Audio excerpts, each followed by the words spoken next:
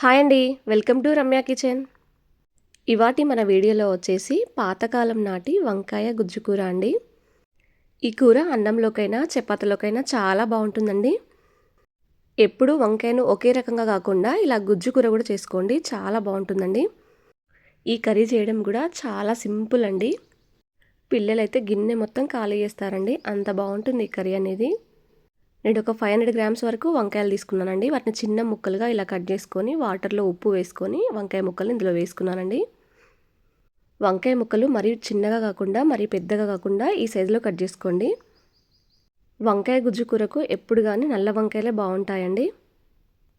ఒక వెడల్పాటి కడాయి తీసుకొని 2 టేబుల్ స్పూన్ల ఆయిల్ వేసుకోండి.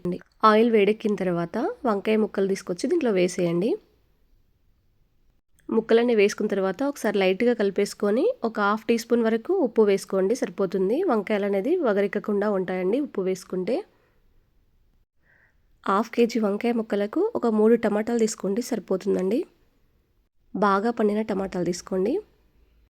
మరీ ఎక్కువగా టమాటాలు తీసుకుంటే టమాటా వంకాయ పచ్చలాగా అయిపోతుందండి. టమాటాలు 3 తీసుకుంటే 1/2 కేజీ వంకాయలకు సరిపోతుందండి. 5-6 పచ్చిమిర్చి ఇలా కట్ చేసుకొని వేసుకోండి. 10-15 వరకు పొట్టు తీసిన వెల్లుల్లి రెబ్బలు కూడా దీంట్లో వేసుకొని అంతా ఒకసారి కలిపేసుకోండి. టమాటా ముక్కలు కానీ వంకాయ ముక్కలు కానీ మగ్గే వరకు మూత పెట్టేసుకోండి. నాకు ఒక 6-7 నిమిషాలు పట్టిందండి వంకాయ ముక్కలు టమాటా ముక్కలు మగ్గడానికి. పూర్తిగా చల్లారిన తర్వాత టమాటా మీద తొక్క ఉంటుంది కదండి, ఆ తొక్క అనేది తీసేయండి చేత్తోనే. ఇలా మనకు ఈజీగానే ఊడొచ్చేస్తుందండి తోలు అనేది. ఇప్పుడు వీటిని ఒక ప్లేట్లోకి వేసుకొని చేతితోనే అలా స్మాష్ చేసి ఉండండి.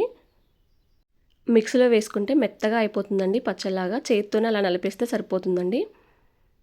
మీకు వీడియోలో కనిపిస్తుంది కదా, ఆ విధంగా చేసుకున్న తర్వాత ఒక వెడల్పాటి కడాయి తీసుకొని దాంట్లోకి ఒక 2 టేబుల్ స్పూన్ల వరకు ఆయిల్ వేసుకోండి. ఆయిల్ హీట్ అయిన తర్వాత జీలకర్ర కూడా వేసుకొని జీలకర్ర ఆయిల్లో ఫ్రై అయిన తర్వాత ఒక 2 ఆనియన్స్ చిన్నగా కట్ చేసుకొని దీంట్లో వేసుకొని ఫ్రై చేసుకోండి. ఉల్లిగడ్డ మంచిగా గోల్డ్ కలర్ వచ్చిన తర్వాత దీంట్లోకి 4 కరివేపాకు రెమ్మలు కూడా వేసుకోండి. పోపులోనే బాగుంటుందండి కరివేపాకు రెమ్మలు కూడా దీంట్లోకి.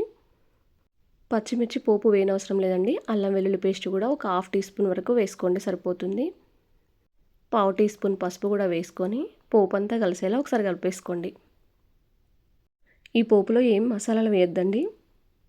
మసాలాలు ఏమీ లేకుండా ఈ వంకాయ గుజ్జు కూర అనేది వండుకోవచ్చండి, చాలా టేస్టీగా ఉంటుంది. పోపు మొత్తం వేగిన తర్వాత వంకాయ గుజ్జు తీసుకొచ్చి దీంట్లో వేసేయండి.